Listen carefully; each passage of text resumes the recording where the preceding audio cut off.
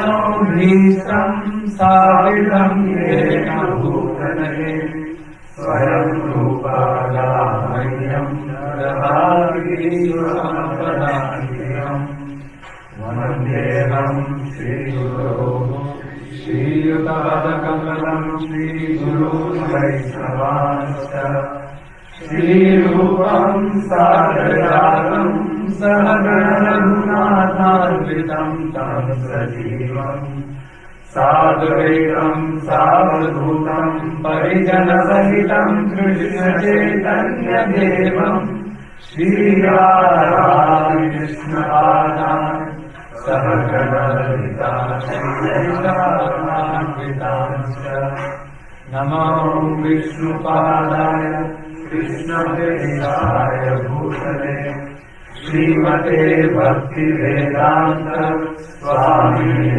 नामिने नमस्ते सारस्वते गौरवाणी प्रचारिणे निर्विशेष शून्यवादी पाश्चात्य सतारिणे हे कृष्ण करुणा सिंधो दीनबंधो जगत्पते गोपेया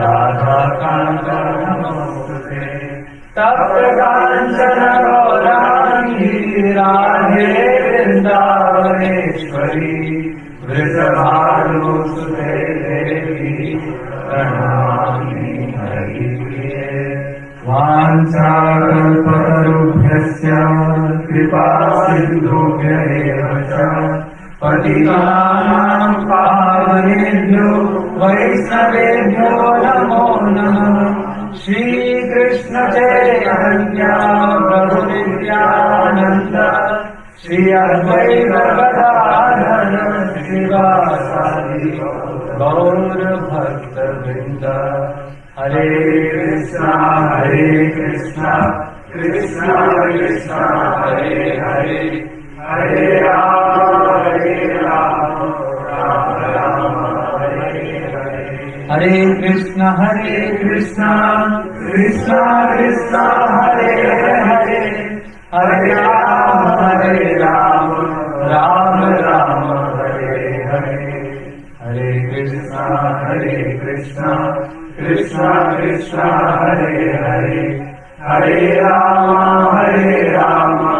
राम राम हरे हरे ध्येयं सदा परिभवग्नमभीष्टदोहम् तीर्थास्पदं शिवविरिञ्चिनुतं शरण्यं भृत्यार्थिहं प्रणतपाद भवाब्धिपोतं वन्दे महापुरुषते चरणारविन्दम् अनर्पितचरिञ्चिरात् करुणयावतीर्न कलौ समर्पयितुमुन्नतोज्ज्वलरसां स्वभक्तिश्रियम् हरिः पुरतसुन्दरविधिकदम्बसङ्गीतित सदा हृदयकन्दरे स्फुरतु वशचीनन्दनः हन्तायमद्विरबला हरिदासवर्यो यद्रामकृष्णचरणस्पर्शप्रमोदः मानं तनोति सह गो गणयोस्तयोर्य पानीयसूयवसकन्दरकन्दमूलैः मूकं करोति वाचालं पङ्गुं लङ्घयते गिरिं यत्कृपातमहं वन्दे श्रीगुरुदीनतारणम् परमानन्दमाधवं श्रीचैतन्यईश्वरम् हरे कृष्णा जय Shri Radhe Hare Krishna, thank you everyone for coming today evening in this beautiful house of Shri our most beloved actually Shri Radha Madhavaji, where our Trivikrama Prabhu and Lilavati Mataji and family serve them. So thank you so much for everyone for coming. And I see that many new faces here, many devotees who couldn't come yesterday. So just to introduce quickly Prabhuji, and of course for my own purification, I would like to introduce and glorify Prabhu again and again. So this is another excuse. So his guest, Harivamsa Prabhuji, first time visiting Phoenix. He's coming from Vrindavan. And Prabhuji, I was talking to Prabhuji. I knew this before also, but so Prabhuji has a family lineage in Vrindavan. Actually, it's coming before partition time. And Prabhuji is one of the ancestors, Kokila Swami, was very great, realized Ram Bhakta. So he's coming from that lineage and has a very respectable family in Vaishnava community in Vrindavan. So right now Prabhuji lives in Vrindavan and full-time serving Srila Prabhupada movement. He's editor of Back to Gaudiya magazine. He's also doing his research on Gaudiya Vaishnava history. And Prabhuji is also serving His Holiness Bhanu Swami Maharaj, Shivaram Swami Maharaj in the book translation from Sanskrit to English or Hindi languages of our different Goswamis, basically manuscripts. So he's a Sanskrit scholar also. But before that, Prabhuji had a very, very successful career in the material life also. As I told yesterday, Prabhuji was ranked 1 in all India, IIT All India exam. It's a big thing. Those who have given the exam, we know that it's one of the toughest exams. So Prabhuji was ranked 1. He did his bachelor's from IIT. Then he came to the US. He did his master's and Ph.D. from Stanford University. He worked in Silicon Valley for some time, continued his research. He was a visiting faculty in different universities and all. And while he was at the peak of his successful career, he just left everything and went back to Vrindavan and started. I mean, he was serving before also, but full time started serving in our Gaudiya Vaishnava parampara. So we are so very happy and we are so very honored to have Prabhuji's first time here. As I mentioned yesterday, Prabhuji is very reluctant in creating. I mean, I tried my best to convince Prabhuji to create his at least YouTube channel, a bare minimum where he can upload his lecture. But he denied that, and I tried to convince Prabhuji until he's here for next 2 days. But the point is that we miss those lectures. We have to search on YouTube. But the point I'm saying, the point I'm trying to convey here is many devotees may not know Prabhuji because he's absolutely has no presence in social media. But he has such a significant contribution in our parampara, in our institution, and he's such an exalted devotee. So thank you so much, Prabhuji, once again for visiting us. Thank you. Hare Krishna. Thank you for your kind words. I'll try to be insignificant servant. Thank you. I'm very grateful to be given this opportunity. My gratitude to the temple management here, our Grace Prema Bhakti Mataji, for giving me the opportunity to serve you all in this way. Thanks to Trivikrama Prabhu and Lilavati Mataji for opening the doors of their home. Amazing deities, especially that Krishna who is standing on the side is so enchanting. And I heard that you custom made everything, so shows the wonderful devotional heart. I'm blessed to be here, and I see blessings from all of you that we can discuss today on this important topic for the pleasure of the acharyas. They don't go anywhere when they leave the body. They are in unembodied form wherever the katha happens. And for the inspiration of the devotees assembled here and for my own purification. We are discussing on Vraja-manifest and unmanifest. And last time we began the discussion with this verse quoted by Chaitanya Mahaprabhu in Chaitanya Charitamrita. You remember?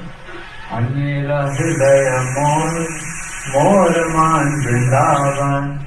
For anybody else, their heart is their, whatever their inner psyche is, their mind. But for me, the inner world is Vrindavan. That's what Mahaprabhu is telling. And then we quoted a Braj song. Anybody remembers? Bako hridaya hai kako, his hridaya, heart, is bako, means crooked. Whose heart is crooked? Krishna's heart is crooked. Why? Because he comes in a life in very atypical way. Not typical way, atypical way. Different devotees have different stories, and we were saying, right, should we decide any time to write this story? How? Until today, we are maneuvering in Krishna consciousness that might just become a bestseller. Because for all of us, it's different ways in which he has come in our lives. Sometimes through big jolts of renunciation, sometimes through peaceful cajoling by a friend. Vajrad kathorani kusumad mriduni api. Sometimes there is a thunderbolt-like instruction, sometimes there is an instruction like a rose. And that's the heart of devotees. Prabhupada would say, heart like a Bengali mother, but act like an English general. We end up doing that too. However, our acharyas tell us that better be an English general towards yourself and a Bengali mother to others, not the other way around. To the others, English general, for us, oh, sweet Bengali mother. No. For us, we become strict, but for the others, as inclusive, as kind of kind and considerate as possible, because it's hard to know our minds. How can we know the minds of others? Isn't it? We don't even know what's going on inside. We call it the blind spots when we drive. In India, there is generally no concept of blind spots. cows and all the fauna of a city are doing tandav in front of you as you're driving the car, what's the point of a blind spot? But in America, I know when I was giving the exam for driving, at that time I had to just pass because I failed twice. So I wanted to pass the driving test, so I was told, please try to look that way. I mean, not understanding the Sambandha Gyan, why you look that way. But try to look it that way, so that whoever is taking the examination knows that you know the concept of blind spot. So I followed suit, I was looking that way, and the examiner stopped the car and said, do you really understand the importance why we should look it that way? I am passing you, but it's important for you and others also. We have many blind spots, psychological blind spots, and generally it's the blind spots of borders, right? We have the border of our bodies, the borders of our psychic understandings, etc. And borders make good neighbors, right? They say good fences make good neighbors. So we need borders. The borders of our rooms, the borders of our houses. But then the general tendency with the borders is what? That the person lying outside the border is them and we are us. So the borders create us and them. That's even fine. But we may inadvertently take the next step. Us is superior and them is inferior. And then the whole saga starts. So these are our blind spots. And often the blind spots the acharyas describe are not seen while we speak or hear, but they come very alive while practicing. Last time we were discussing about this shloka, na pravachanena labhya, na bahuna shrutena, that the spiritual, the Vrindavan you can say, or the love of God is not achievable through pravachan. Very clear shabd, as clear as it can get. Na pravachanena labhya, na bahuna shrutena. It cannot be understood by reading a lot or hearing a lot. Yamai vaisha vranute tena eva labhya.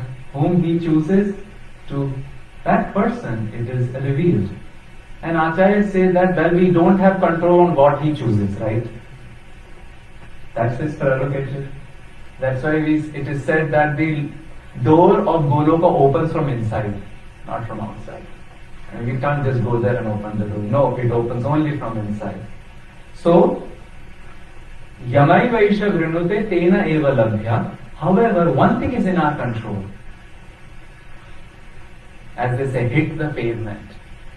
In book distribution we are taught, right, if we are fearful and not ready to go out, don't worry, just hit the pavement.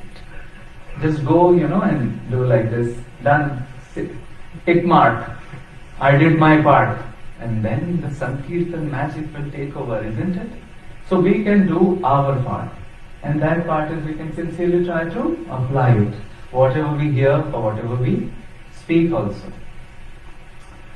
In Sanskrit language, some of this idea is mentioned in a very humorous way. Parokar samaye, he says, Parokar samaye sarve vyasa parasharaha. During the time of Parokdesh, giving instruction, everybody is like Vyas and Parashara. Parokdesh samaye sarve vyasa parashara. Wait a minute, and what at the time of practice it says, Swa anushthan samaye tu munayopi na panditaha. No botheration, because it's hard. In Hindi there is a saying, and I'll repeat in English afterwards. Sunne or sunane se better hai karna. Now in English I cannot create it poetically, but it's better to do than to just speak and listen. And hence it's our service. Somebody has given a service of speaking, somebody has given a service of hearing, but the most important part is kind of practicing.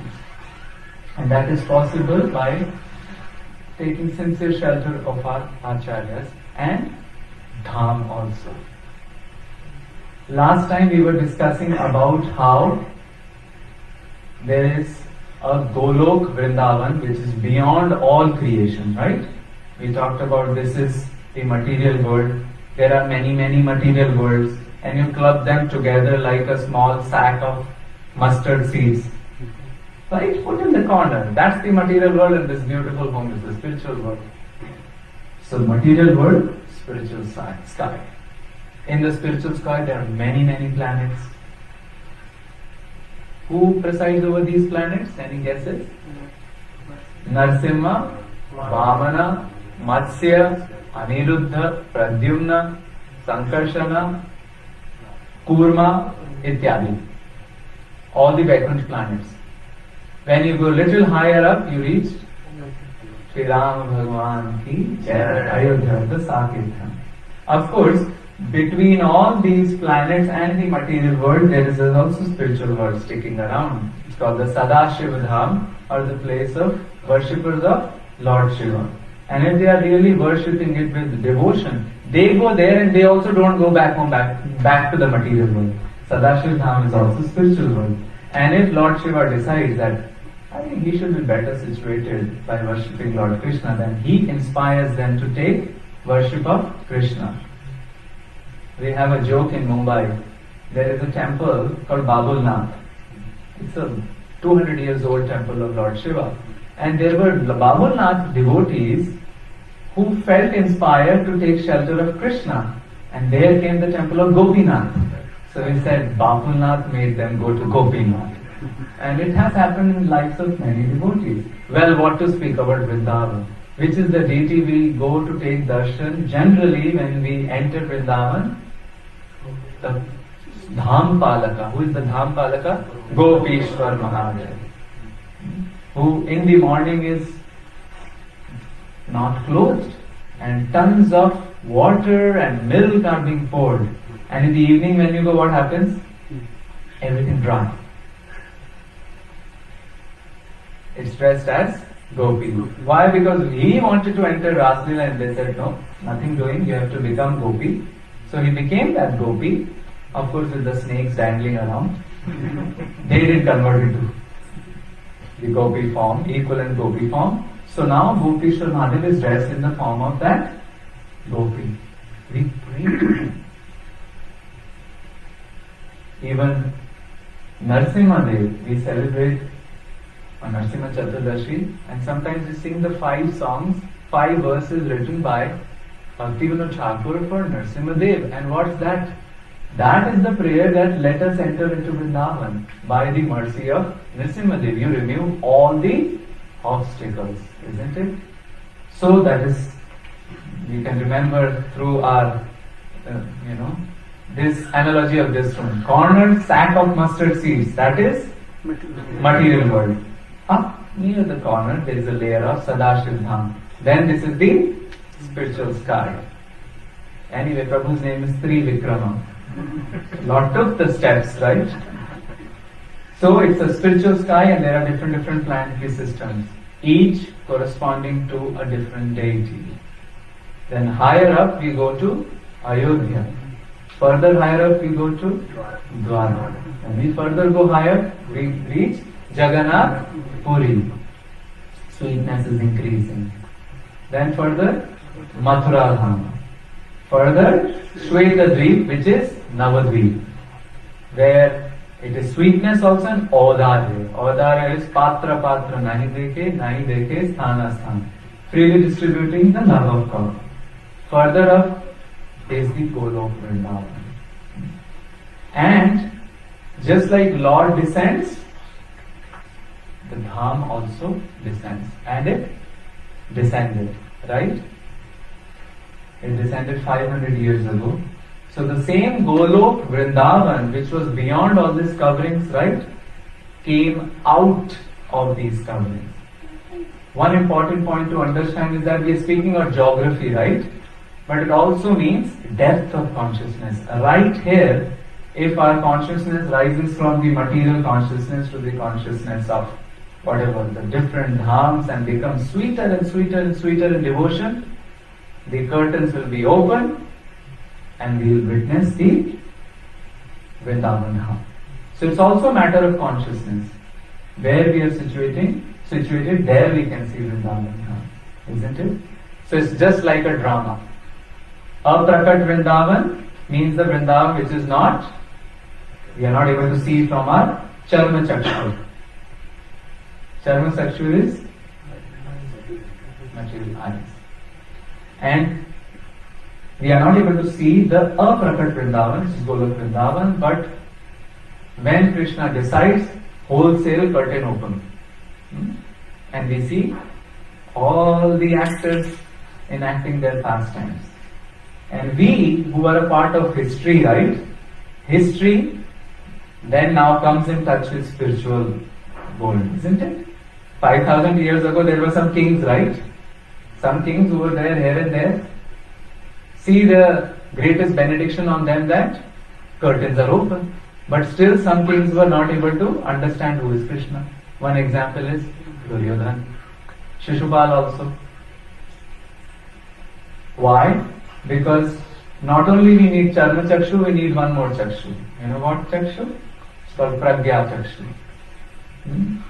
Chakshu. We were discussing last time that how if in Sanskrit we have very pleasant names for unpleasant invocation also. Just like Donkey Prabhu is called, it's a Prabhu also. Donkey Prabhu is called Vaishakh Nandan. So similarly, in the Sanatan Dharma, if say somebody has an issue with a limb of the body, we don't use the word handicap, or we use the Divyang. The anga, the limb is divya or transcendental. You can't see it. It's such an empowering way of even narration. Then if somebody doesn't have eyes, we call it what? Pragya Chakshu, not Charma Chakshu. And history is full of examples in which saints have said, don't give us these eyes. So you must be seeing this slightly hanging thing. It's quite useful in Vrindavan because you can do this and hide this. And still now, M.I. which is called monkey intelligence, there is A.I. called artificial intelligence, there is M.I. called monkey intelligence. It has still not evolved to find out that you are hanging your spectacles through a strap and hiding in your uttariya. It might develop in 1-2 years, but till that time it is okay. So it's good to hide.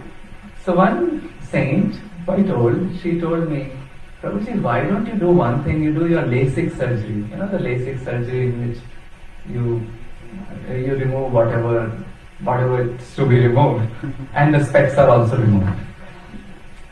So I thought about it and I said, no, let it be. Because now when I'm outside and not wearing the specs, in Hindi we say Kala Akshar. No, we'll say Kala Akshar Sham Barabar. Right? Whatever, so many things are happening in the material, why to see them? Even in Vrindavan, now things have become modern, right? So why to see them? Just enter into the temple and put the specs. So it's quite a filtering mechanism. So we decided better not do the LASIK surgery. Saints have even gone further. In Pushtimar, there is a saint called Surdas. Heard about him? Very famous. In fact, I believe in the 80s and 90s, some of his songs were also popularized in our society. Pure devotee didn't have eyes. And Krishna and Radha asked him many times, take the eyes. He said, no, I don't want to see the material world. Now I am seeing you with the divine eyes, I don't want to see the material world. But he had inner eyes. Inner eyes perfectly tuned to see the Lords and nothing else. So whenever dressing would be happening, he will exactly know what dressing. What ornaments, you have different ornaments, eyes, ears, all those things. So the people were envious of him. Envy is a very common syndrome, much more prevalent than any viral fever, anything. Some people got envious that he is getting extra attention from his Guru Vallabhacharya. So they thought, let's test him. He says he's able to see all the ornaments properly and all the shingar. Maybe he's goofing, maybe somebody's telling him. So they said, Surdas, we want to test you. Today we have dressed Sri Krishna in a fantastic way. Can you tell us what is his Shringar? And that day they had dressed Krishna in 4 directions. Do you get it? No clothes. Of course, maybe only the loincloth, but no other clothes. Only some necklaces, some earrings like that. Radha Raman is often dressed like that. But it was strange for Srinathji. Srinathji is his form in Nathdwara. Actually, he is the Gopalji. He was found on the top of the Govardhan hill, and then, lo and behold, he reaches Nathdwara. And in Nathdwara, he is dressed today without any clothes. Surdas ji knows it. So he sings a nice doha, a song. Dekho Thakur Nangam Nanga, which means today I am seeing the Lord without any clothes. He could see, he had Pragya Chakshu. And the Lord asked him, well, we'll give you now the material. He said, no, I just want to see. His love for Lord was so much that once he had fallen into a ditch. Ditches are common. And he's just doing his bhajan and not even wanting to come out. The Lord comes and tries to pull him out of that ditch. Remember, just see this, we can visualize this pastime. Along with what we do chanting and reading, this is also an important component of our lives, which is smaran. Remembrance. Because everything is about here, mind. Whatever entity we develop in our mind, we actually become that. If we are angry, we are no good, no better than a tiger. The inner psyche has completely morphed into a very angry looking person. Bhagavatam suggests this twice, which is very rare. It's very rare for Sanskritists to repeat something. Because for them, Ardha Matra Laghavena Putrotsavam Jayate. If there is a reduction of half a syllable, it's the joy like that of the birth of a baby.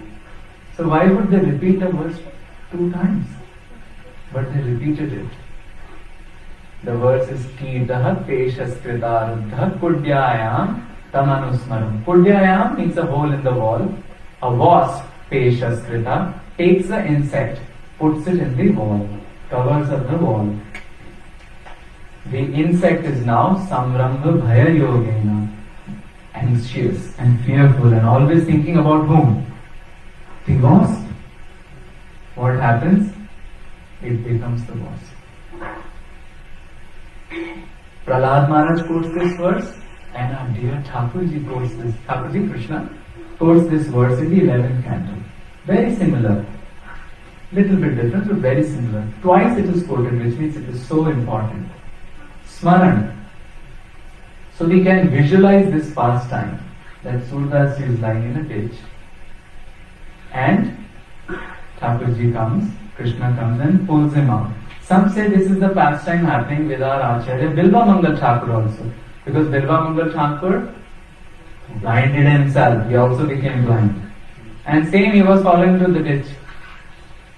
Thakurji comes, disguised, Chadma Vesh, and tries to pull. He says, who are you? Main to ek lala hu. I'm just a small boy of this village. But then, devotees can understand who their Lord is just by the touch. Isn't it? So he figured out, and Krishna is Bhako Hridaya Tako, very crooked, jealous lover. So he drops the hand of Surdas. As though he has been figured out. He has been found out, his entity. So what does Surdas say? Baam chuda ke jaat ho. Baam means elbow. Chuda ke jaat ho. You are shrugging off my elbow. Why? Nibal jan mohi. Nibal. Bal means Shakti. Nibal means no Shakti. Because you consider me and he doesn't have a vision, proper vision also. He is strengthless. बाह छुड़ा के जात हो nibble जान मोही, हृदय से जब जाओगे सबल जान तो ही. But if you dare or not dare, if you become successful to go from my heart, hृदय से जब जाओगे, when you will go from my heart, then I will consider you strengthful person, a person with strength. People say this also happened with Bilva Mangal Thakur. So, Pragya Chakshu. And this Pragya Chakshu, we need to see Vrindavan, and our Acharya has described it. Premanjara Surita Bhakti Vilochanena Santah Sadaiva Hridayeshu Vilokayanti Yam Shama Sundaram Achintya Gunaswarupam Govindamadi Purusham Tamaham Bhajami. And when this Vrindavan starts little by little, last time we were talking, right? Angera man, Hridaya man, more a man, at least 1% Vrindavan, 2%, 3%, okay, 0.05%. And we sang a song in which the author says, Tuti jat sat asat vasana. Tuti breaks down. When the more Vrindavan comes in our heart, the asat and sat, both the good things and the bad things. One is an iron chain, another is a gold chain. They all crumble. Even in chanting we see, in chanting the biggest hindrance is inattention, pramad. But even pramad is of many types. There is pramad in ignorance, which is like yoga nidra, sleep. And what's the solution? Sleep. I mean, not during the time, before. Good sleep will have the effect of jadya or the pramad in the mode of ignorance removed. Then there's pramad in the mode of passion, which is like so many ideas, all the preaching ideas coming during the time of chanting and everything is happening and so many ideas come. All the grudges come during that time only. Vikshep. It's called Vikshep. And what's the solution? Struggle. Bring it back. Grudge happens, remove it, bring it back. That's called the clearing stage, right? Namabhas. No other solution but to Sangharsh. But there is also pramad in the mode of goodness, which is what I am trying to indicate. There is asatvasana is problematic, satvasana is also problematic. Goodness is also sometimes problematic. So what is pramad in the mode of goodness? Apathy. Udasinta. Hare Krishna, Krishna Krishna, Hare. No feelings. Apathy, right? Udasinta, indifference. Isn't it? That happens, right? No sleep problem is there, right? We are totally awake. Vikshepa not there. Maybe you have run out of ideas. But apathy. And what's the solution? Smarana. Remembering. We hear so many things, like that instruction is there, right? Even after hearing, we elongate that so with our eyes and mouth also. So many instructions in this matter. So many things. But I think the issue is, we can try to do as the cows do. Jugali. What is in English it's called? Rumination, right? So she will eat and then nice shade she will sit and bring it out and Jugali. We can do this Jugali, right? We can catch our spouse also, sit. We can start speaking, right? Will be advantages, maybe she or he will also get some advantage. Or we can ask our kids what we heard, repeat. Because the solution is practice. सुनने और सुनाने से ज्यादा करना, और करना is practice. अभ्यासेन तु कौन्तेय वैराग्येन च गृह्यते. गृह्यते means you capture. Vairag must be there, but along with vairag, Abhyas. What do we have in our hands? Not the mercy container of Krishna, right? He will dole it out whenever he wants to. But in our control is practice. Practice makes man perfect, women perfect, and a devotee also perfect in one sense. So practice, practice, and that's what this devotee is saying. Through this practice, we are preparing our heart, isn't it? By thinking about Vrindavan, by discussing about all these things, we are preparing our heart. And that is the most important limb. One limb is Swadhyaya sadhana, isn't it? Another is Sadhu Sangha. Another is Seva. These are the three legs on which our spiritual life is balanced. But there is one leg which often seems to be wobbly, and that is Sadachara. Whether three things we are doing is really working. If the anger levels, anger meter is really high, which means the other three may not be done properly. So it's a litmus test. Actually, Sadachara, the fourth leg, is the litmus test of all the other three. And it is preparing our hearts. Checking and balancing the Sadachara is kind of checking the heart. Our scriptures tell us this is the final instruction. Rakshata, rakshati, rakshata, rakshata, koshanam api kosham hridayam. Rakshata means protect.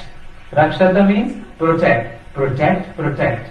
Kosh, khajana, wealth. Koshanam api kosham, wealth of all wealth. What? Your heart. Rakshata, rakshata, koshanam api kosham hridayam, yasmin surakshite sati, sarvam surakshitam syat. If it is protected, everything is protected. Imagine a person comes, blasphemes us, or says something, and we hold it, and that fellow goes and eats chaat pakodi happily. And we are holding it. So who is the loser? Us. Person came, set some frequency between 20 hertz and 20,000 hertz, and we took it seriously. But he went and he is eating like nice pizza, and we are suffering. That's it's insult actually. We didn't protect our heart. Whole practice is to protect the heart, and one finally kind of have more and more percentage of Vrindavan entering into it. Anera man, Hridaya man, more a man, some percent Vrindavan, isn't it? Last time we talked about how Krishna came out of the curtains, isn't it? Full on. And then he went again inside. So Aprakat Vrindavan came out of the curtain as Prakat Vrindavan. Then it went back inside, but they left some items outside the curtain, right? Which generally happens in plays. Dhoti left. So they left some things. What are those things? Govardhan, Yamuna, Drajraj, Haubilau, different, and these are called Drishyaman Vrindavan, one which we see.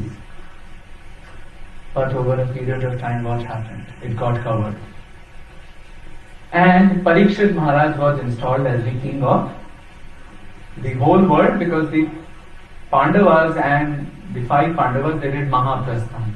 Who was Parikshit Maharaj? He was Krishna's friend is Arjuna. Arjuna married Subhadra. Their son is Abhimanyu. Abhimanyu married Uttara. Uttara's son is Parikshit. So remember, 2 generations removed. Krishna's son is Krishna and Rukmini. Their son is Pradyumna. Pradyumna married, last time we talked about, right? We have this nice way of names. Nanda, Upananda, Sananda, one word is common. We have Rukma, Rukmavati, Rukmini, sab Ruk like that. So Rukmavati. Rukmavati was married to Pradyumna. Then their son is Aniruddha. Aniruddha married, that's a very famous marriage of abduction, Usha. And their son is Vajrana. So he is 3 generations removed. So what is Parikshit to Vajna? Like an uncle, right? So he's elder figure. But uncle comes to meet Vajna in Mathura and says, how is your kingdom? What kingdom? Everything is jungle. Where should I rule? That was a big problem. So they called Chandler Muni and then started first excavation of Vrindavan, isn't it? It is said they brought all the different businessmen from Hastinapur. Parikshit sent all the businessmen because we need, everything works on money and capital. We needed, perfect. We needed venture capitalists to create Vrindavan. So he started recreating Vrindavan. All the deities were installed and places were found out. Vrindavan came in its full glory. This is the fourth type of Vrindavan. It is called Bhauma Vrindavan. What? Bhauma Vrindavan. Vrindavan of the Bhumi. It's not Aprakat. It's not Prakat too, because Prakat just comes when the curtains open. It opened 5,000 years ago, then it went back. It's not Drishyaman, because he recreated something, right? But it is around Drishyaman. Like in Bhagavad Gita, we have first verse is what? Dharma kshetre kurukshetre samaveta yudutsava mamaka pandava shaiva ima kurvata sanjaya. Who said this verse? Bhagavad Gita. How is it part of Bhagavad Gita? And Dhritarashtra said. And then Sanjaya also says something. Lakshmana also says quite a few things. Acharyas describe that because of the association of the words of Krishna, other things contextually got uplifted to the level of Bhagavad Gita.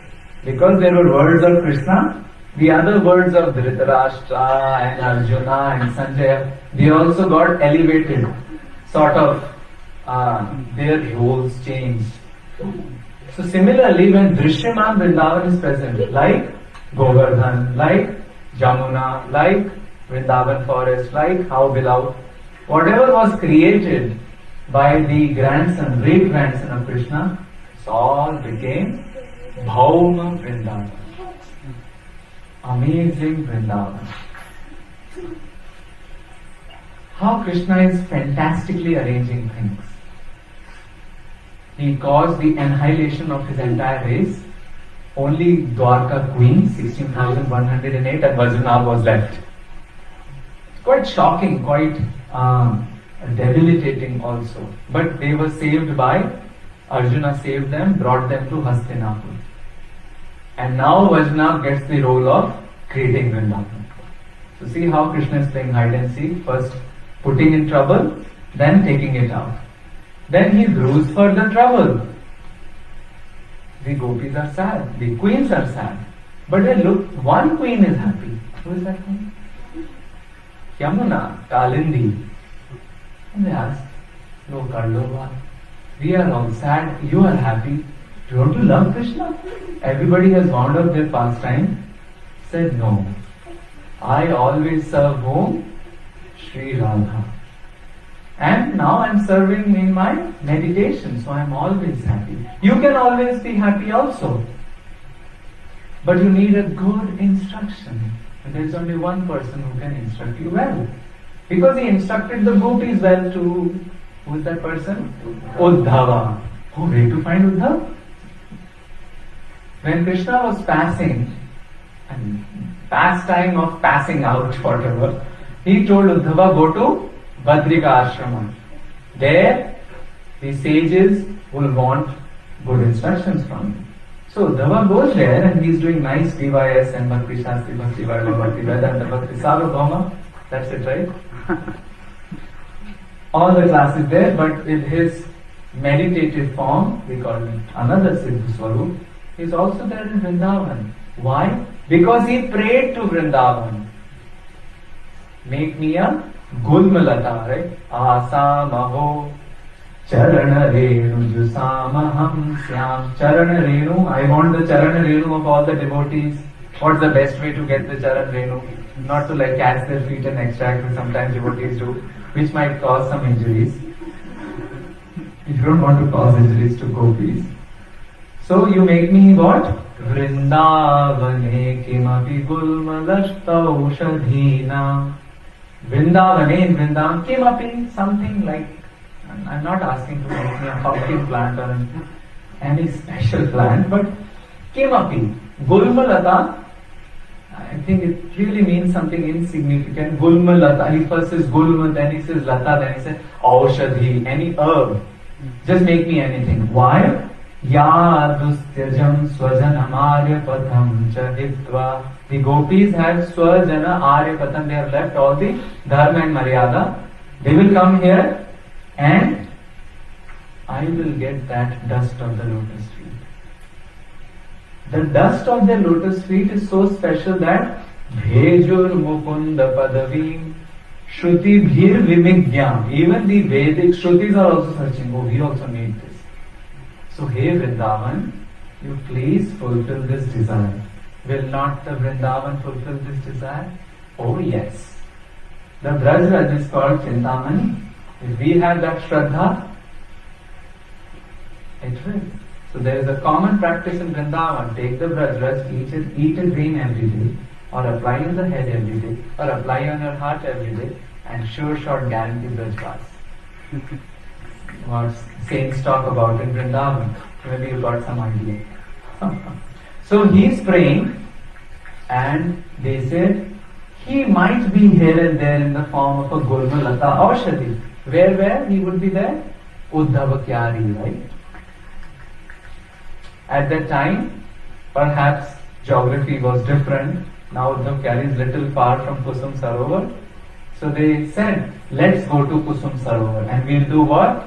Hare Krishna, Krishna Krishna, Hare Hare, Hare Rama, Rama Rama, Hare Hare. He loves Sankirtan. And when he would hear Sankirtan, he would jump out of his Gulmalata Ushadhi Nam form, and Uddhav came and delivered the longest seminar for 1 month.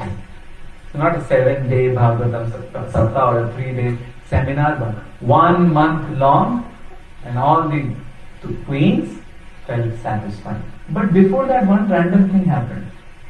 Vajna wanted to hear, Parikshit also said, even I want to hear. But Vajna said, wait a minute, there is a big problem. Kali Yuga is coming, so Kali has already come. You go and protect these precincts from Kali. Parishama said, how will I hear? 1 month discourse happening, and you are asking me to, I know it's important, but couldn't we do some magical, mystical thing? No, you have to protect. So how will I hear Bhagavatam? So Vajnav and Uddhav say, do not worry. In the future, Shukadev Goswami will give you one-on-one Bhagavatam. Not public. One-on-one. It is almost one-on-one, right? He was the Mukhya Shrota. The other were, okay, in bonus. See how Krishna is acting. First, Dwarka queens and Vajnav are in jeopardy, in a very tough situation. They are saved. Then this makes them create or do the first excavation of Vrindavan. Then this whole Leela that Parikshit Maharaj is sent out. Later on he will get cursed and Bhagavatam will be spoken. Then it will be recorded and we will get to hear it. How Krishna acts, we do not know. There are many blind spots. Only he can have the full picture. There is in literature an effect called Rashomon effect. Anybody know about it? It's in Japanese literature. They use these in movies also. Say a crime happened. Rashomon effect means everybody will tell who did the crime from their angle. Now is it familiar? Somebody will tell. Let's say 1/4 of the movie will be about them. Then 1/4 about second, third, fourth, and in the end they'll try to piece it together. Actually, our views are all like Rashomon effect. A particular phenomenon, we are seeing it through our own lenses, isn't it? Our own lenses, through our own psyche, whatever. It's the only Krishna who knows the entire picture. And maybe in due course of time, he will give us intelligence.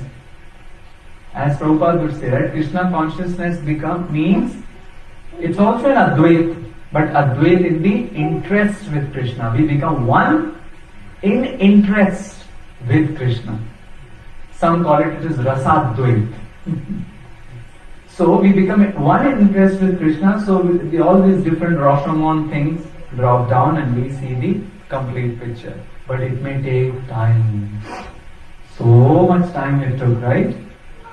For Vrindavan to unmanifest, then Dwarka queens coming, then Katha happening. Patience is the key. We can just keep practicing. And our main central practice is Hare Krishna, Krishna Krishna, Hare Hare, Hare Rama, Rama Hare Hare. So Vrindavan is now manifested beautifully, but it becomes unmanifest again. Vajna, please. Again the same situation happens. It gets covered. And now we are entering into Kali Yuga. Lot of other modern kingdoms come. We have to also understand that Vrindavan had always been forest. It was forest, then it got unmanifested, then it became forest again, then get unmanifested. Of course, with beautiful palaces and things like that. But beyond this, Mathura was always a city. And Mathura is known as a nice kingdom even later on in 1st century AD, like that. We do not hear much of Vrindavan, but we hear about Mathura in literature. It was said by the Chinese and French travelers who would come and record that Mathura had almost become the land of Buddhist stupas. Buddhism became utterly common there. You know the stupas of Buddhism? There was Kushan period, and we get many excavations. Right now if you go to Vrindavan, Krishna Balram Mandir, near the Krishna Balram Mandir there is Vrindavan Research Institute. If you go into the Vrindavan Research Institute, they have a museum and they talk about so many artifacts from the Buddhist era. In fact, when Mathura became like the junction, we have big airports, and in India we have junction railway stations where all the railway trains come and they switch. So Mathura has become a junction where all the caravans will happen, right? They don't have cabs, they have caravans, like the big bullock carts, and they transport people using the caravans, and they would meet in Mathura. Mathura is known in the literatures as Madhupuri. Why? Because the Daitya named Madhu ruled, and it was his city. His son was Lavana-sura. Lavana-sura was defeated by the youngest brother of Ram, Shatrugna. Shatrugna then established this city of Mathurapuri. Now if you go to Madhuvan, it's near Mathura, they have a temple of Shatrugna also. So this Mathurapuri was now then established and free from the rule of Madhu Daitya. But we are talking about Satya Yuga. Like Ram didn't come in Kali Yuga, it's way further down, further up. And then as the time passed, the rule passed to Yadavas. Yadavas, Shurasen. Shurasen was an ancestor of Yadavas, and then later on his son became the prince. Who was Shurasen's son? Vasudev, not Kamsa. Kamsa was son of Ugrasen. Both sames, but they were cousins. So Shurasen and Ugrasen. Shurasen's son was Vasudev. So after Shurasen's death, Vasudev should get the kingdom, right? But Vasudev denied. You know why he denied? Because the Yadu dynasty was cursed. You won't be successful kings. That's a long history, but they were cursed. And that's the reason Krishna also didn't sit on the throne, right? He made who the king after defeating Kamsa? Ugrasen. So this Surasen Janapada started coming up in Krishna's time. And then later on it disappeared. Then Vajranath came, it reinstalled. So Mathura's history is longer than Vrindavan. Now, everywhere you see Buddhist stupas in the 1st century AD. Till 600 AD, Vrindavan and Mathura had become a Buddhist area. And then who came? Tugruk, right? A small joke about Tugruk. You know how dramatic narration can enthrall people's hearts, right? And these days it is happening. We take episode from Ramayana and just make it completely topsy and turvy and make it so dramatic that entire drama is out. So, a child was there in the school and they asked them to write a essay on Shivaji Maharaj. We know Shivaji Maharaj, right? So, the child was really intelligent. He started his essay and submitted it. The first page read what? Shivaji Maharaj climbs on the horse. That's a very dramatic entry, right? Almost like Amitabh Bachchan coming in, whatever, or the Rajnikant doing the thing. So Shivaji Maharaj climbs the horse. Amazing! Teacher thought, let me read the end. I mean, it should be the punch is from this side and this side. Chaitanya Chandler calls it double whammy, right? You're knocked. In Sanskrit we have Thuna Likhanana Nyaya, the logic of hammering the nail. You hammer from this side and test. Or did it go inside? No, hammer it again. So our scriptures also tell, do this and don't do this. So that, you have no other option but to do exactly what they are telling to do.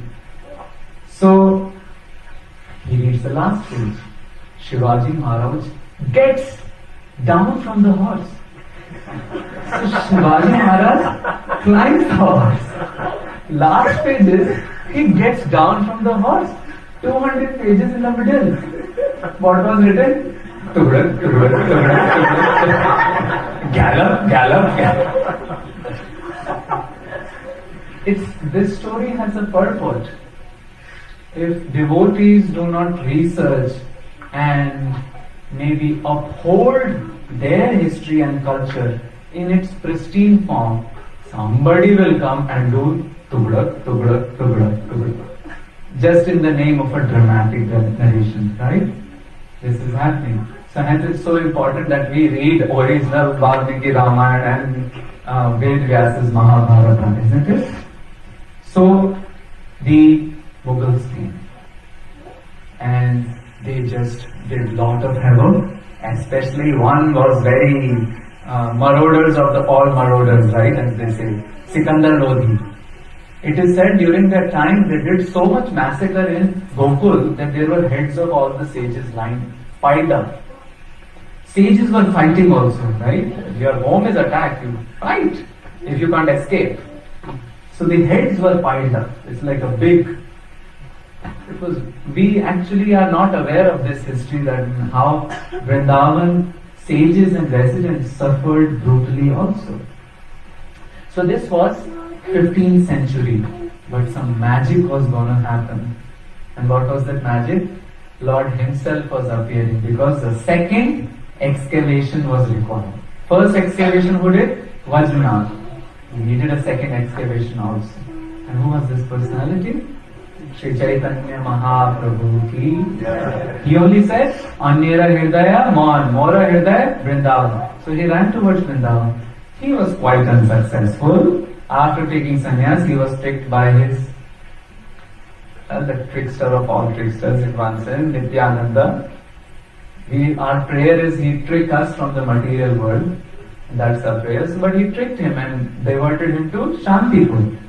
Then he goes to Jagannath Puri. Why he goes to Jagannath Puri? Because his mother requested and he wanted to taste the Radha Bhava Vidhura Krishna form of Jagannath. But then he wants to run towards Vrindavan also. So he finishes, I think, the South Indian tour, and then he runs again. But he reaches only Kanhai Natashala. And For him, Vrindavan becomes the association of whom? Rupa Goswami, Sanatana Goswami, Jiva Goswami. But it was important because he required the generals to do the second excavation. Thakurji won't do the second excavation. He has players to do the excavation. So he wanted the cream of the cream, right? As they say. They were really cream. They were so smart. A story is narrated that once this Hussain Shah,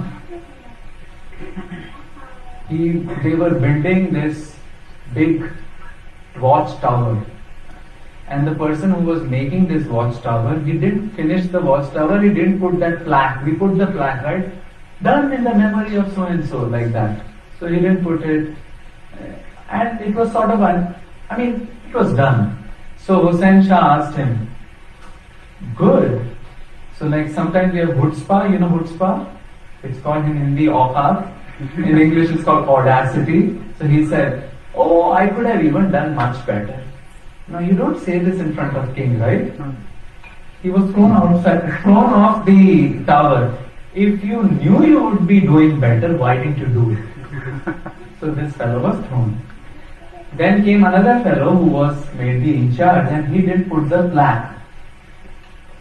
So the king just banished him, saying, go to a particular, just go to Murshidabad. Morpur, actually it was Morpur. No preamble, what to do in Morpur, why I'm being sent, and he was so threatened, he didn't even dare to ask, why should I go to Morpur? He went there and he's loitering in the streets. Who sees him? Sanatana Goswami. Sanatana Goswami makes him sit down and asks him, why are you so threatened? At that time, they were not employed by Hussain Shah. Hussain Shah just had heard these are really smart people. Now look at the intelligence of Sanatana Goswami. He hears the entire story. Amar and Santosh. They were Amar and Santosh. And they hear the entire story and they figure out king needs a mason. And this place is known for masons. So they send the exact mason, exact person required by the king who would do the job. When the king finds out that this banished minister has come with a mason, he's amazed and he knew you don't have that pay grade intelligence level. So somebody else is acting. And then they tell the name of Sanatana Rupa Goswami, and this changes the history. Sanatana Rupa Goswami, Amar and Santosh become Dabir Khas and Shakar Malik. Amar is Sanatana Goswami, he becomes Shakar Malik. Rupa was Santosh, he becomes Dabir Khas. Dabir Khas means private secretary, Shakar Malik, chief minister. And Mahaprabhu needed these two special personalities because they know Vyavahar also and Paramarth also. So Mahaprabhu doesn't go. Sanatana Goswami said that don't go with the crowd, go alone. Mahaprabhu returns back. Then after some time he wants to go back again. I think then he goes to South India, comes back, and devotees are postponed. Oh, now Janmashtami is coming. Oh, now Dola Yatra is coming. Oh, now Kartik is coming. Like that they quite postpone, and finally Chaitanya Mahaprabhu rushes. The first thing he sees is a part of Drishyaman Vrindavan. What did he see?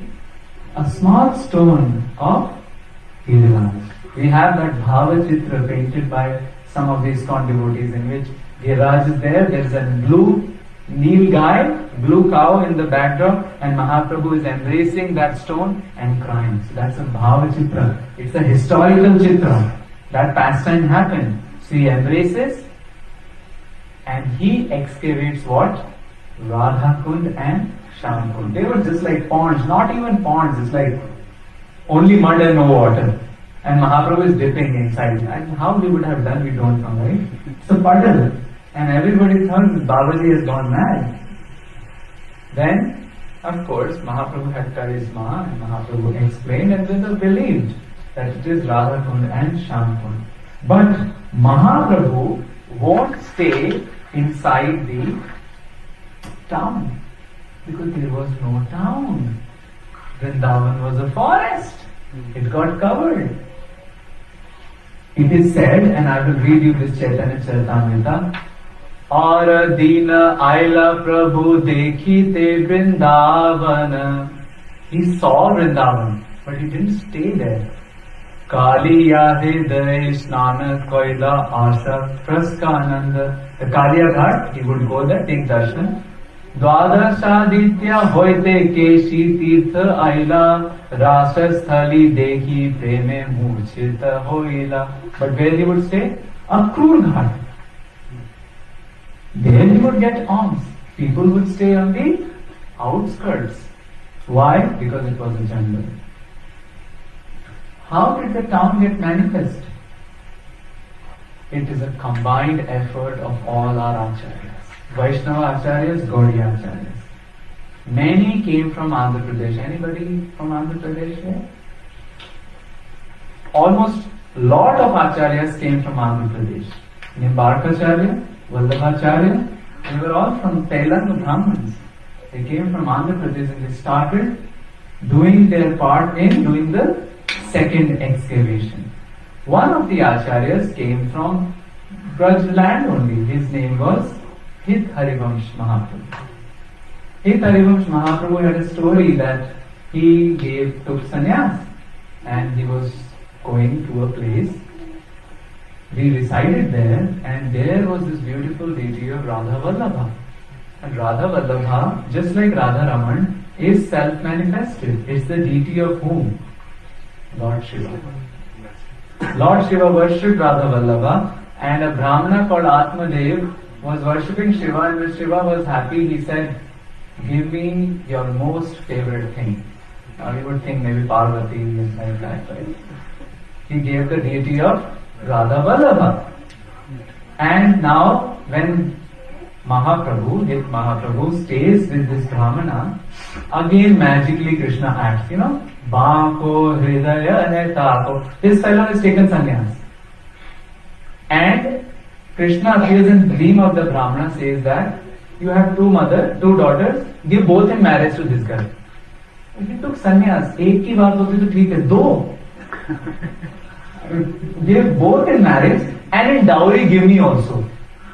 In dowry, give this deity, me, Radha Vallabh also. This fellow is shocked. And Mahaprabhu is thinking, आपको भाहे 16,000, मोको भारी एक. Well, you can take care of 60,108. For me, even one is very tough, and that's why I took sannyas. Now you give me two. He said, don't worry. These are my personal assistants. They will assist you. They will serve you. Almost similar story happened in the life of Vallabhacharya also. He also didn't want to marry. But then Mahaprabhu came. Nityanand Prabhu also same story. And everywhere, whenever Krishna comes, it at least two. Nityanand Prabhu also it happened. Don't worry, it won't happen in our lives like that. Legally, it's a problem now. So, this deity of Radha Vallabha is taken to a place called Unchi Thor. Unchi means high, Thor means a ground. It's all forest. And who is the king of the forest? A dacoit named Naravahana. Naravahana literally means who makes Nara as his, imagine, right, a car of Naras. So this was a dacoit, and because of him nobody would come to Vrindavan. This was only forest. But lo and behold, maximum preaching gets done when the cream of the cream becomes a devotee, right? Like in Christianity, it was like, oh, which religion? Christianity, side religion. It was Judaism. But when Constantinople became, everything turned upside down.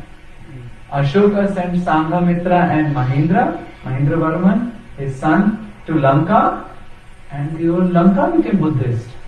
The king got the cream of the cream became the devotee. So here what was happening? Narvahan became. Oh, not devotee, he became a Brajvasi Bhakta. So they asked, Saint, how much land you want? Take a bow and arrow and shoot the arrow. Wherever it lands, that entire land will give it to you. So he shot and the arrow went all the way near Bhandirvan. This entire land was given to him. Mahaprabhu, Narvahan dacoit became a devotee, right? Now who will be afraid? So then what happened? All the people start coming. Everybody started settling. Householders started settling in Vrindavan. We are talking about 1520s, 1530s. And then around the same time, Mahaprabhu sent his generals. So see, both is happening. Householders are coming and settling in Vrindavan, and Rupa Goswami, Sanatana Goswamis, they are coming. And they are given the task of excavation. So slowly what happens? What do they find? They find the different deities, isn't it? Who finds what? Madan Mohan is called Madan Gopal. He was found by Sanatana Goswami. And that place became the first taxable area of India. You know, we have in India, Jameen Kat Rahi hai, we call it in Hindi. Forest, now they do zoning. Yeah, it's called zoning here, right? So the zoning happened there. This area was called Dosaich. Now it is called Dosayat. It's on a hill. And the first temple built was Madan Mohan, 1580s. Then in 1590s, what happened? Govind Dev was built. And it's interesting how different players Krishna is moving. He is moving Akbar, he is moving Man Singh, and he is moving Goswami. A nexus. Akbar is there who has power, who has money. Man Singh is there who can, be like the reference point or the liaison.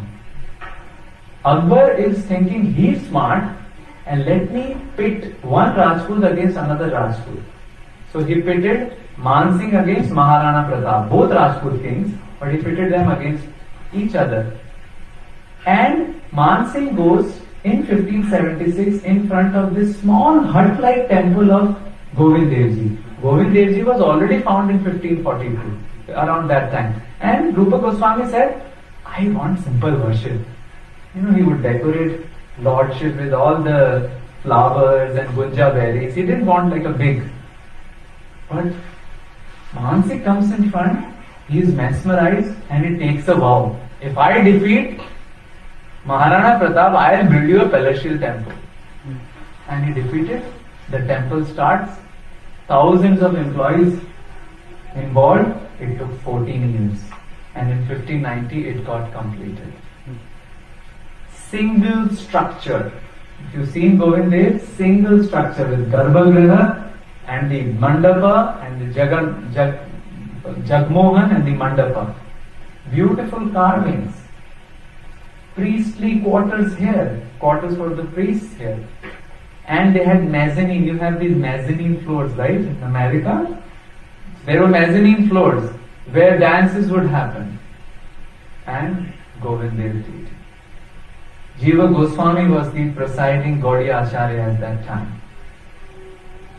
Raghunath Bhatt Goswami was present too, because Raghunath Bhatt Goswami was the spiritual master of whom? Man Singh.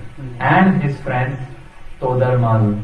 These were the chief people in Akbar's academy. Now you think, everybody is thinking themselves to be the mastermind. Akbar is thinking, wow, I got one Rajput to defeat the another Rajput. Man Singh is thinking, great, I get the credit of building a great temple. But who is the mastermind? It is Sri Krishna and it is Sri Chaitanya Mahaprabhu who has sent his generals, smart generals, to get the second excavation of Vrindavan.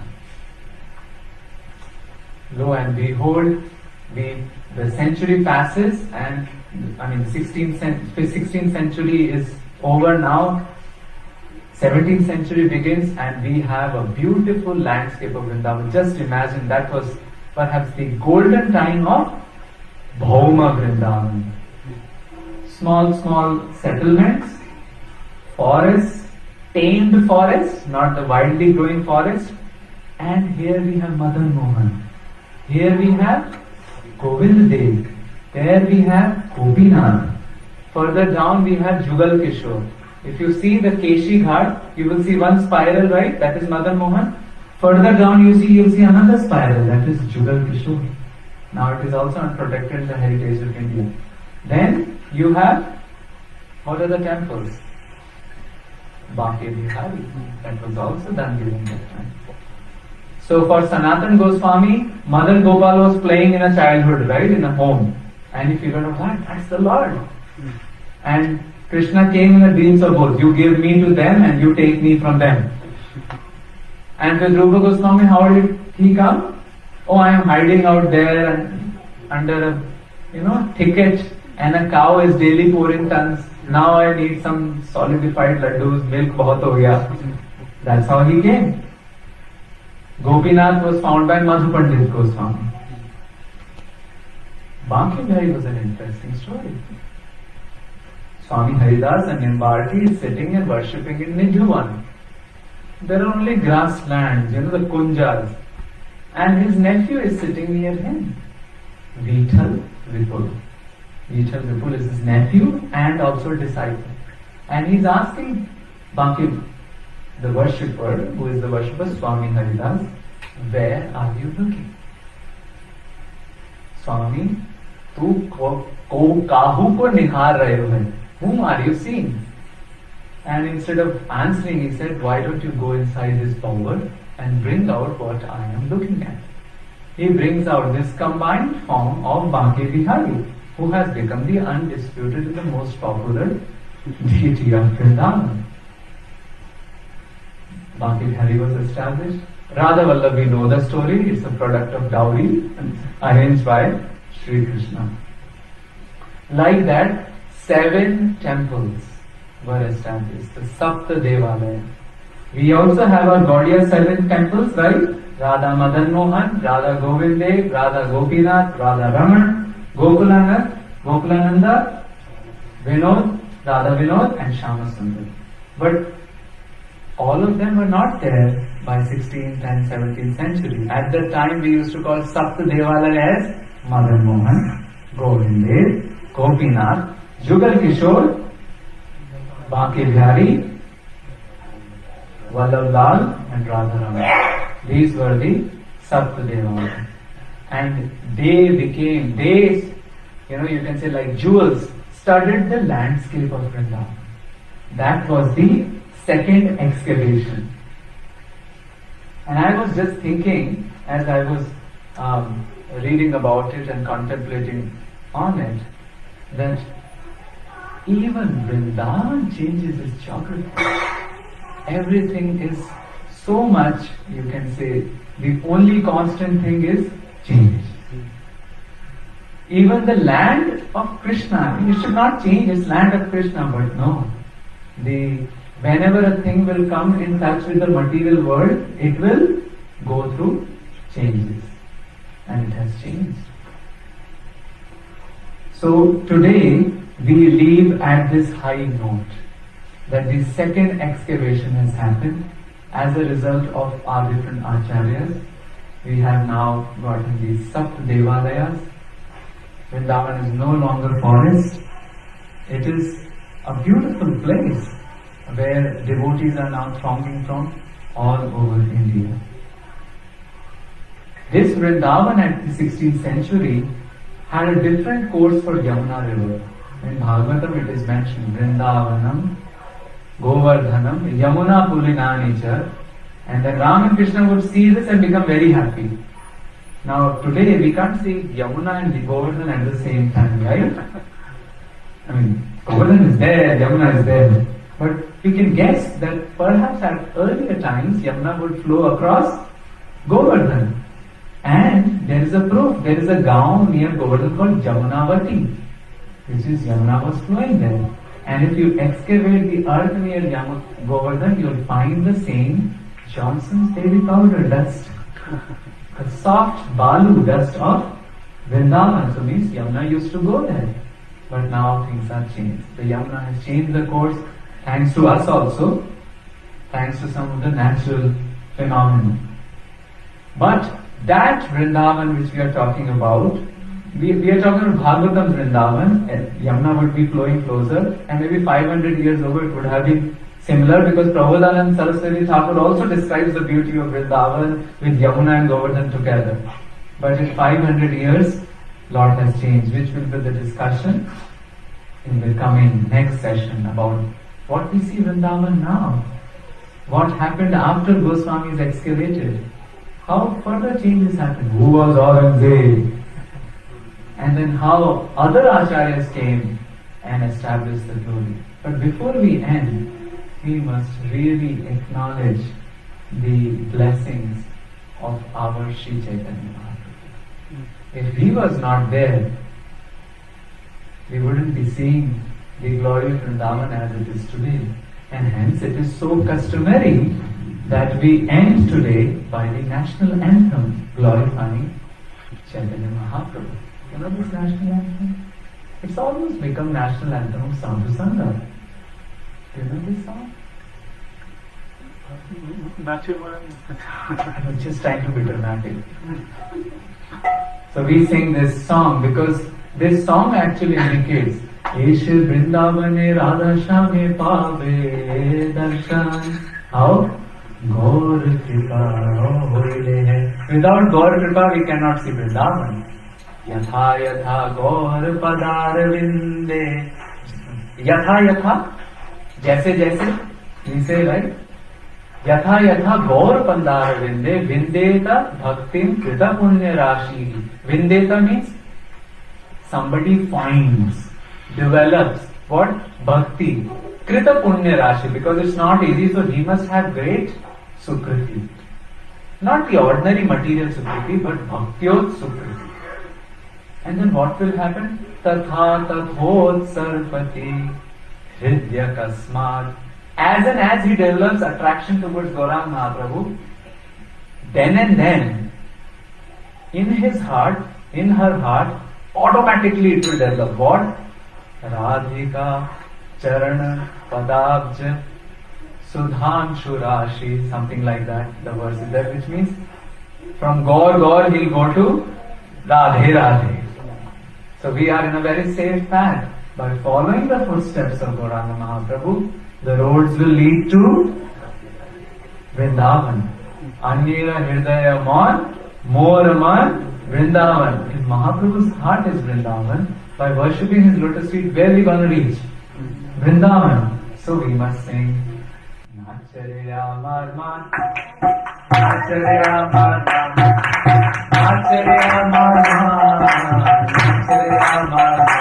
Hey! Nacharya Marman, Nacharya Marman, Nacharya Marman, Nacharya Marman. Goya Nitai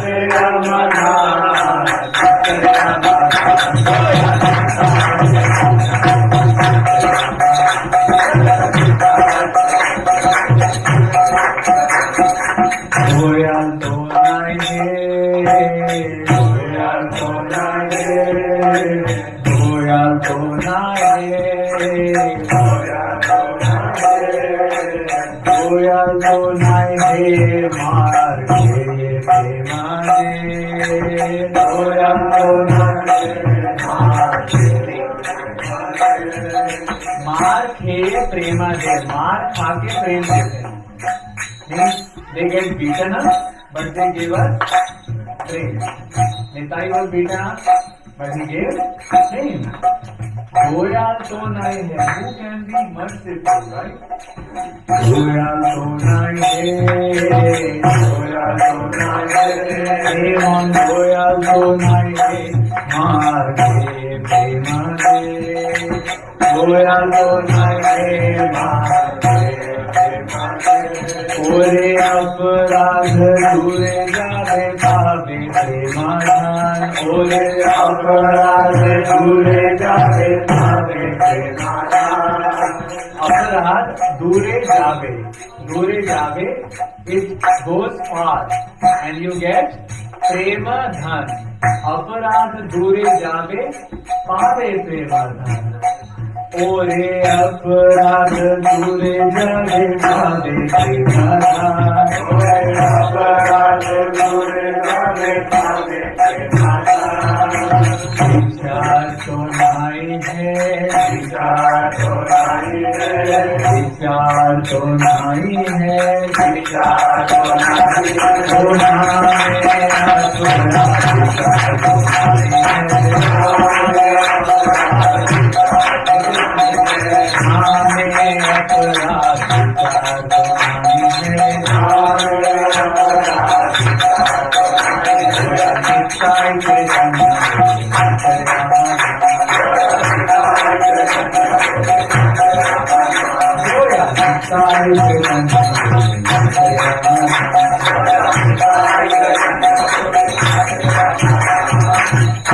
ताखोन Krishna नामे रुचि हरे रुचि बंधन ताखोन कृष्ण नामे रुचि हरे रुचि बंधन कृष्ण नामे रुचि हरे Ruchi happens in Krishna Nam, Ruchi way, all it will break down all the bandhan. Bandhan is all the bondage.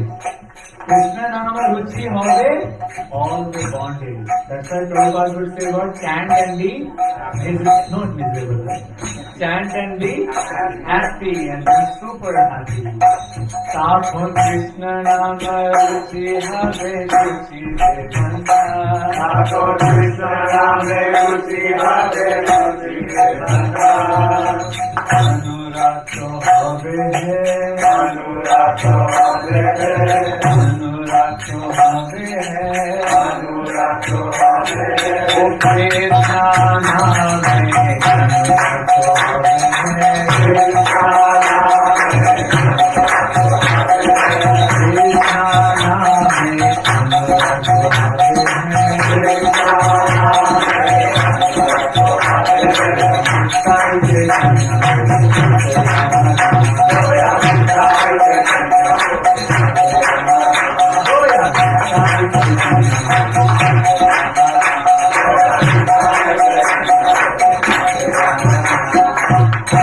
ताखोन अनायासे सफल हवे जीवेरा जीवन ताखोन अनायासे सफल हवे जीवेरा जीवन जीवेरा of the soul, जीवन means life of the soul, anayas means automatically. Anayase, automatically, safal, successful will be the life of the soul. ताखोन अनायासे सफल हवे जीवेरा जीवन ताखोन अनायासे सफल हवे जीवेरा जीवन. And what will be otherwise? जीवन तो नीचे है, जीवन तो नीचे है, जीवन तो नीचे है, जीवन तो नीचे है.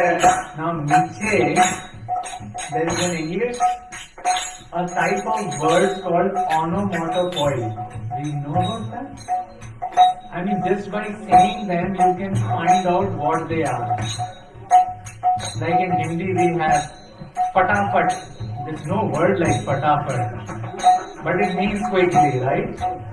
In English, we have the tintinabulation of the clock, but it means the clock doing tin tin tin tin tin tin like that, right? What else? There are other words also. The wind whizzing through. What is whizzing? Or humming of the bee. What is humming? Because it's hum. So you make the word humming. So like this niche is almost like onomatopoeia. Niche. By just saying this, you feel like it means useless. So that's what he's saying. Jeevan to niche hai, Jeevan to niche hai, Jeevan to niche hai, Jeevan to niche hai. O Krishna Rati Veena, Jeevan to niche hai, Krishna Rati Veena, Krishna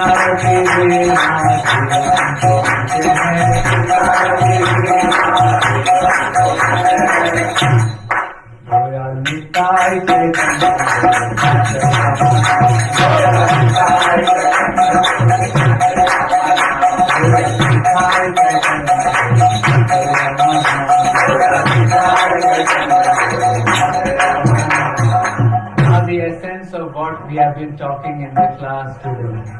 ऐसे वृंदावने राधा श्यामे पावे दर्शन. ऐसे वृंदावने राधा श्यामे पावे दर्शन. Figuratively, literally, historically, culturally, if Mahaprabhu was not there, we won't have what? Govinda, we won't have what? Gopinath, we won't have what? Madan Mohan, Bhakti Bihari, what else?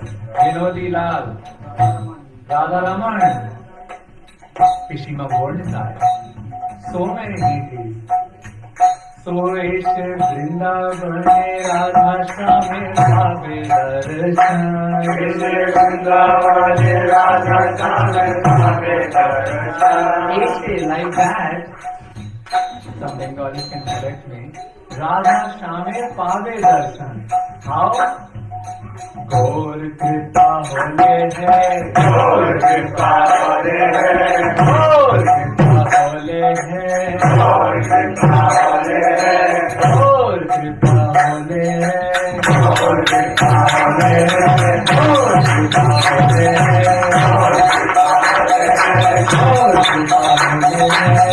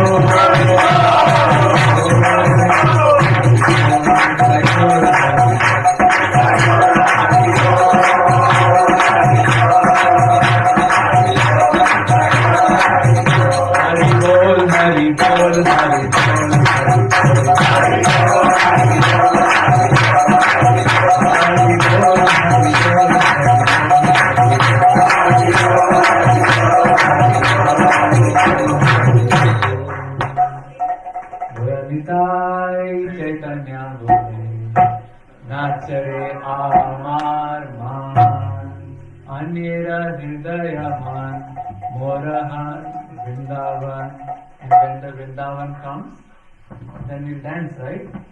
Nachare Amar Man. Thank you very much.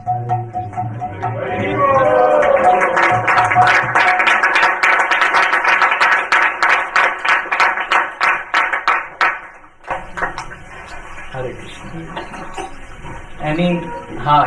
Any, आप खड़े हो गए हैं, and then generally after Kirtan, I have experienced that the questions naturally dissolve, so it's a good strategy.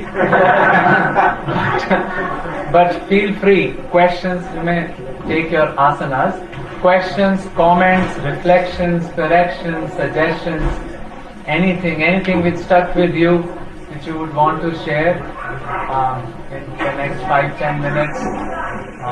That will be encouraging to me also. Yes. Prabhuji, you mentioned about Sadashiva, and there if Lord Shiva thinks that one is like qualified enough to be promoted to Krishna Bhakti, he can get him advanced. So how will he get him advanced? By sending again on the earthly planet to do this Krishna Bhakti, or from there only? From there only, yeah. I mean, one can come also. The Siddhas come down also, right? So they can come down and enact a pastime and then go up, or you can directly go up. It's actually both. The desire in the bhakta should also be there, right? I mean, what is Lord Shiva and Parvati are such a fantastic couple. They just discuss Krishna Katha. All the favorite shlokas and the stotras, they are narrated by Lord Shiva to Parvati. Radha Kripa Kataksh Stotra, Shiva to Parvati. Gopal, I think Gopal Sahasranam also, same thing. So they are discussing, and naturally if a bhakta is there, he will ask, who is this Krishna? Who is this Radha? So it's both ways. The curiosity is also piqued in an associate of Lord Shiva, and then the Lord Shiva also thinks that he or she, there is no he or she there. The person is ready. Does that help you? Yes. Okay. Yes. Are those mostly Advaitavadis? Come again? Are those Advaitavadis who go to No, they, okay.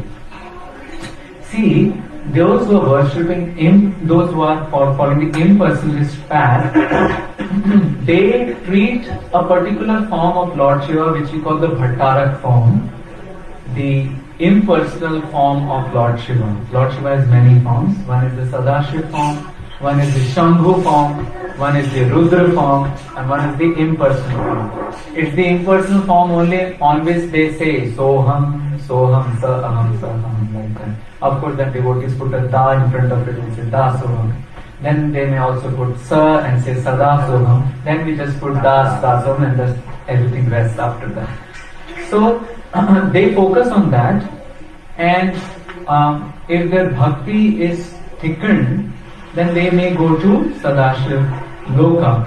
Even in impersonalist whatever backdrop also, there are those whose inclination is towards a personal worship. So depending on how much is one tipping towards personal worship, they may go to Sadashiv Loka. But not only impersonalists, right? There may be like in the Sanatan Dharma fold, there are Shaktas and Ganapatyas and then Shaivites and then Vaishnavas. So there would be Shaivites who would be naturally worshipping Lord Shiva. So they go there also.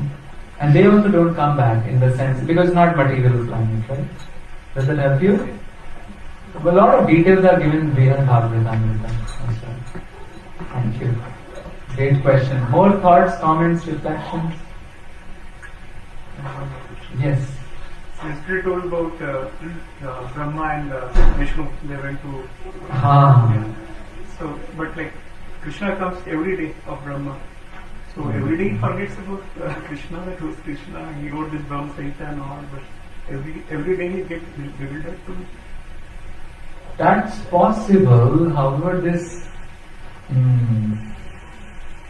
So every day of Brahma he comes, and sometimes it's also said that Brahma who had the Brahma Vimohan Leela was not some Vaishnava, especially Madhvas, they I think believe that the Brahma was of the previous Kalpa and not this Kalpa, because this Kalpa is a pure devotee. So I'm not sure. It is quite possible they can forget for the aiding in the pastime of Krishna, but I really do not know. I haven't heard that conclusively written somewhere that he forgets, but it's possible. I mean, Krishna also forgets a lot of things. Even in spiritual world, they forget that the demons had, yesterday we discussed, right? That Akrura had come and he took Krishna away, and then Krishna comes back, and for them it is, he never left. And then Akrura again comes, and then Krishna again leaves, and then after a while he comes back again. So they forget under the spell of Yoga Maya. So to enact the pastime, well, Krishna can do so. Does that help you a little bit? Yes. Okay. More questions, reflections, thoughts? So probably I was under the impression that our Goswamis were the first one who went to Vrindavan and there was absolutely nothing there, and then they started. But even before Chaitanya Mahaprabhu, Swami Dasi to Vrindavan. And his Harivamsa came a little bit later. And then what about Loknath Goswami and the... So even before the 6 Goswamis, Loknath Goswami and Bhugar Goswami were sent. So they came even before Harivamsa? Yeah, before Harivamsa for sure. Whether before Swami Haridas we cannot say. I believe it was Swami Haridas only before. Who came the first? Came first. And then But we don't have the dates. Okay. Sometimes it's so highly disputed. Now you are saying Nimbarka? आपने बोला निम्बार्काचार्य जी. So see, not Nimbarkacharya, right? We are talking about 500 years ago. Nimbarkacharya was much earlier. So during those times the acharyas had come. Nimbarkacharya, they had come, but further down the line from Nimbarkacharya we had different branches happening of Nimbar Sampradayas. One branch is the branch of Swami Haridas. Now of course they treat them very separately, they call themselves Haridasis. He came in the 15th century. I think Nimbar would have come, I don't know the exact year, but it should be much before, because Nimbar association with Radha Krishna worship is considered oldest in Vrindavan. See, Vishnu Swami came sometimes even before 800 AD, Ramanujacharya 1000 AD, Madhvacharya after that, Shankaracharya maybe 600 AD. So there always been acharyas coming to Vrindavan, but main excavation started when the Goswamis went to Vrindavan. Yes. This form of excavation, that the deities which were carved by Vajranath were lost. So now this Vrindavan never existed, that you have beautiful land, some settlements and these sandstone temples, huge temples. And later on, which we'll discuss tomorrow, Rajputs were also making their farmhouses, recreation homes. So they made a recreation home for Jaisinghera. And now Jaisinghera is near Radha Raman, where one of the Goswamis stays. And there all the art and culture of theatre happens. That used to be a recreation home for Savai Jai Singh, like that. So this phenomenon was new. And probably one more thing, Vajranath ji manifested Vrindavan, and there were hundreds and hundreds of different places of different leelas of Krishna, but all of them unmanifested. And then all these different, because now when we go to Vrindavan, every 10 steps there is a place where there used to be some leela. So all Goswamis did that again.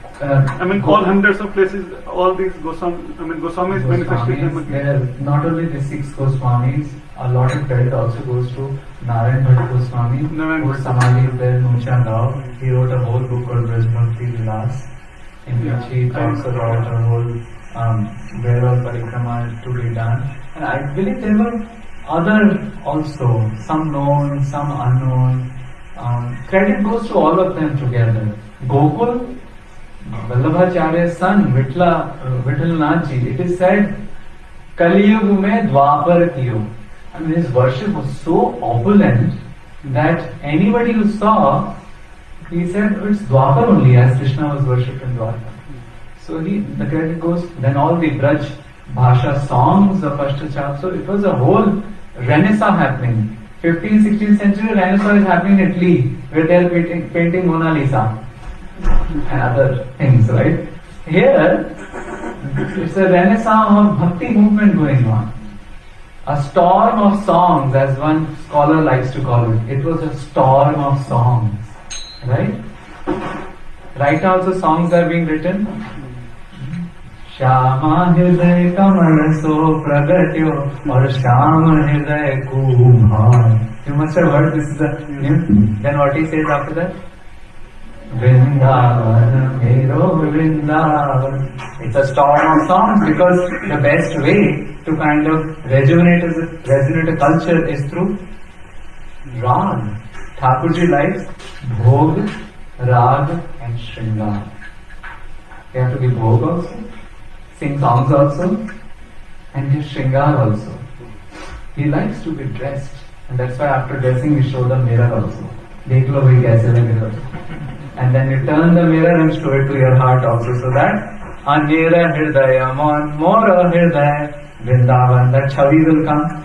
But out of three, most important is Bhog. And right now I am standing in the way of. So, because you decorate a person with great jewels and sunai ja rahe ho, bole khana, batasha. Take a batasha or mishri. Doesn't happen. Srila Prabhupada is so great that while in other Indian temples you get like little dadyonam sometimes, or batasha or mishri. Here you come, it's like inventing a pizza.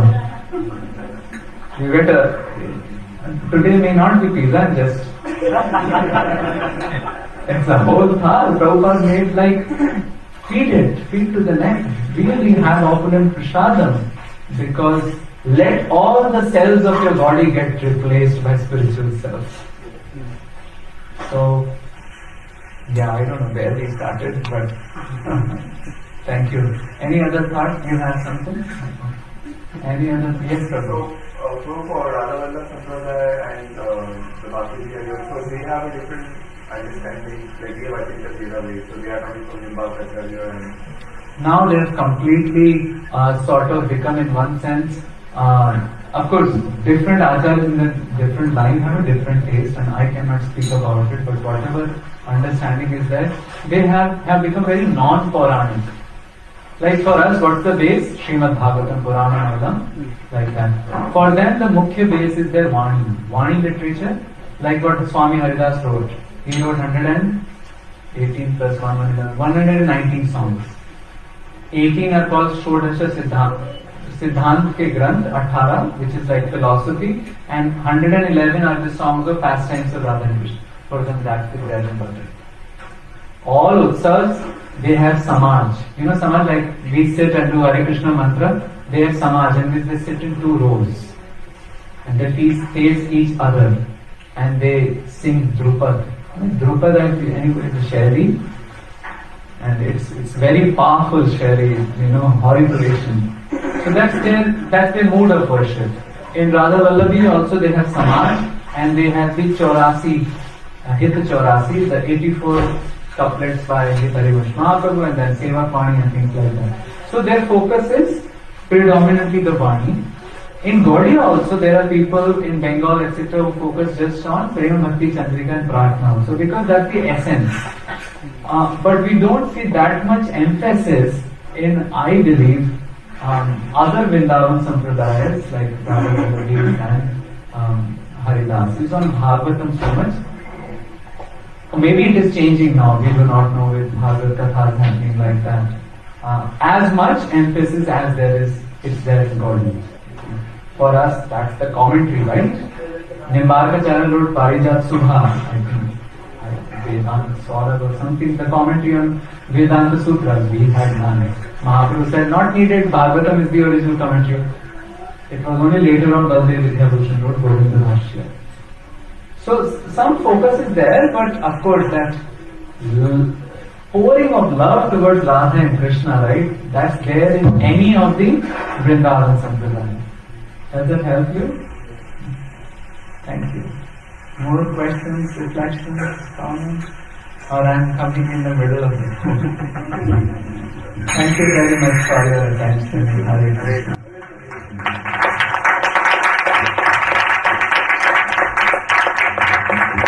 I would just like to add that nowadays we see that Quranic touch coming again. Like in earlier, maybe we would see that these different sampradayas are focusing on Vani. But now especially we see the modern acharyas in Radha Vallabhi and Nine. I think they are bringing Ramacharitmanas, Bhagavad, Gita. So I would say the gaps are also getting little normalized in terms of the sources. Yeah. But there is one difference, that we focus on all five rasas. Yeah. And in other things there is lot of focus, maybe sometimes exclusive focus on Madhurya. That is different. In that sense, Gaudiya is very close to Pushti. That's why they are called sister sampradayas. Okay, I just want to add, because it's going on to you. That's the reality. Okay. Thank you so much, Prabhuji, for such a wonderful class. I'm not sure if I've ever heard all these details in any of the class. Even when we hear about the Chaitanya Mahaprabhu pastimes or the Goswami's pastimes, all these details, I mean, this is the first time I'm hearing all these details, so thank you so much. I'm not sure if there is any even book where we can find all these details in organized. I mean, I know you are working on the book, so we're happy that Prabhuji is coming up. So the next book Prabhuji is writing is going to author. In that book, we'll have all these details of Gaudiya Vaishnava history, what exactly happened, how it happened, and so we are eagerly waiting for your book, Prabhuji. And Prabhuji has recently, and this is the first book Prabhuji authored, Horizons, and we have few copies here. If you want, you can please take this book and get signed by Prabhuji. And in this book, Sign?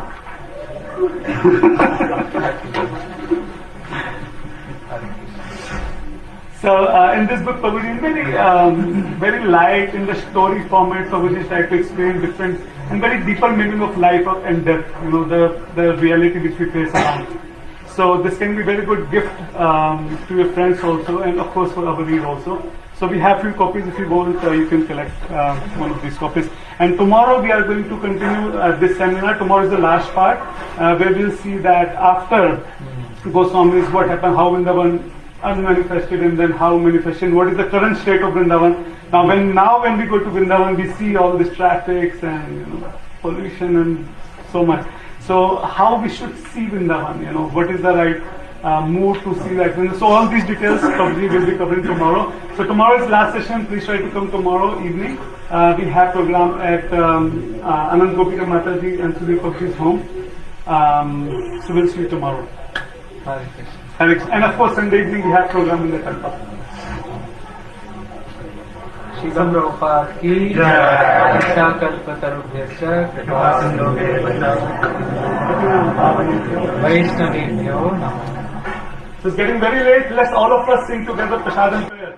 Mahaprasade Govinde Nama Brahmani Vaishnave Chakra Punya Vatamraya Vishwasamaya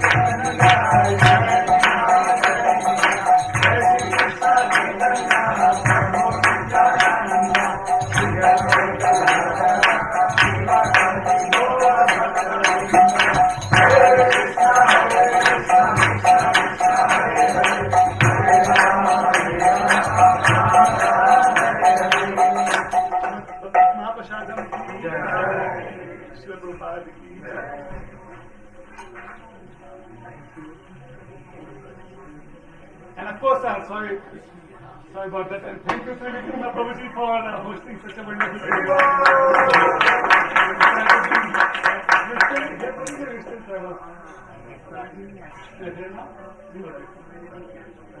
Thank you, Trivikrama Prabhu, Lilavati Mataji. Thank you for hosting the program. Thank you so much.